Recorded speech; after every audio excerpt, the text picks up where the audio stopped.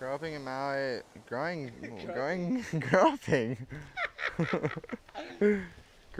in Maui.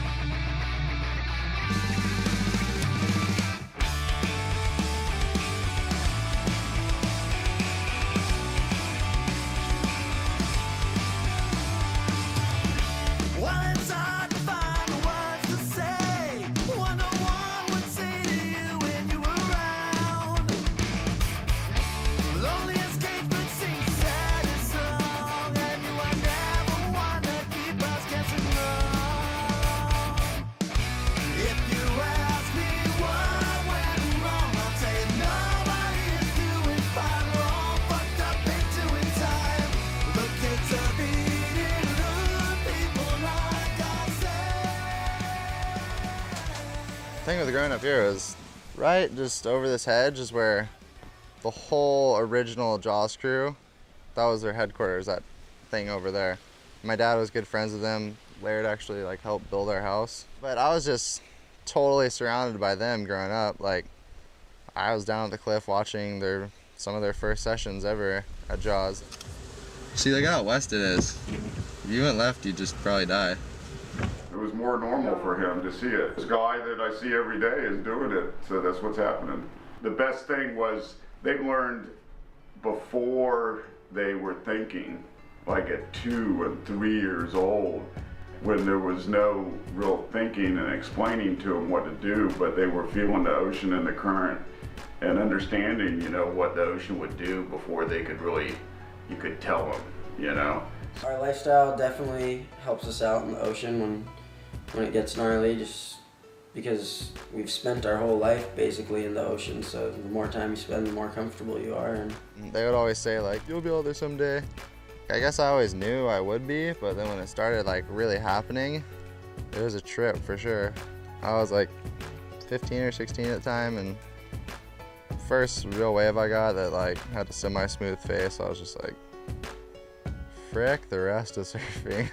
I want to spend my time out here. Just adrenaline high. I was just hooked. We all were. That was just it. That was our thing.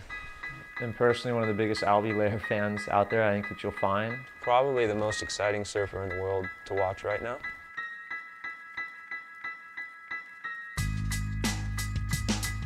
You got guys who specialize in one thing or the next, but it's not often that you see somebody who is at the forefront of the aerial movement, has got amazing repertoire of turns, and then can paddle out on the biggest day at a place like Jaws and backdoor 20-foot tube. That's the future of the sport. Guys have been paddling it for like years, like Marcio and Yuri and Danilo. Those guys don't get a quarter of the credit they deserve for what they've done out there. They've been out there paddling the left, and they tried it to the right a couple times, but the biggest factor is the wind. If the wind's manageable, it's the best paddle wave in the whole world. Because I mean, where else can you paddle into a freaking 20-footer and bottom turn into a rifling barrel? That doesn't just go, it's just like, whoa, all the way across. It's a completely perfect wave. With big waves, there's no half-assing it. And I was up, and I came out the lip in the back, and then I just felt my board go. And I was all, oh. But it was so gnarly. If you half-ass it, you're obviously gonna get pounded. And then when you do get pounded, if you really half-ass it, you might not be okay when you pop up. It's like the most love-hate relationship ever. Like, the couple of days before a swell, you're just like a total wreck. At least I am. I mean, I'm sure some of the Netsys guys. No, yeah, I'm pretty sure even the Netsys guys were like that. Anxiety, like fear, like you're excited. There's just so many scenarios that go through your head. How about you? I don't even know if I'm gonna catch a wave. I'll catch a wave, yeah. I'm out of board at work, bro. I'm like a little scared. You never rode the thing yet? Jimmy knows. I broke mine.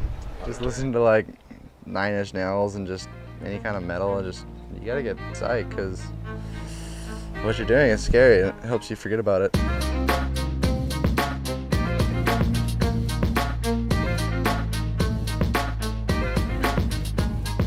The only only way to really deal with that is just control what you can, which is your condition and all that. So when it does come, like, I mean, you're still gonna be scared no matter what, but you just have that little bit of ease, like, yeah, I could get messed up, but I don't think I'm gonna die. When you get in small waves, you feel the need twice as much to push your airs and stuff, just so you still have that feeling of, like, accomplishment at night. Like, I know Matt especially does that a lot. It's gotten to the point where, like, we surf almost every session together and we're always trying to better each other, but at the same time we want each other to be doing the best we can. Both of us, like, when we get back into small waves, you can see the energy is turned up, like, a bit. You just gotta push a little harder to get that same kind of rush.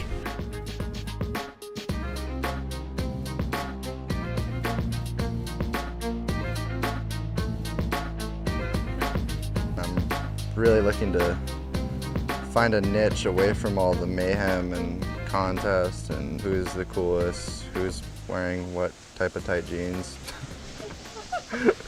Just trying to stay away from all that and keep my head in surfing. And my biggest goal is to stay in the big waves, because all that other shit kind of just gets processed out, and it's all about riding those waves. So I don't know, I'm not sure where it's going to take me, but I'm committed to the ocean one way or another. Before I ever paddled Jaws, I thought that the guys on tour and all these, I thought that's what surfing was, but now I know what surfing really is. And when you're putting your life on the line like that and you're out there in those giant waves, it makes the surfing you see on TV every day feel like it's not an extreme sport. After seeing what some of the guys are doing at Jaws, I mean, those guys deserve more respect than anybody. There's some guys out there that are just like crazy, including Albee.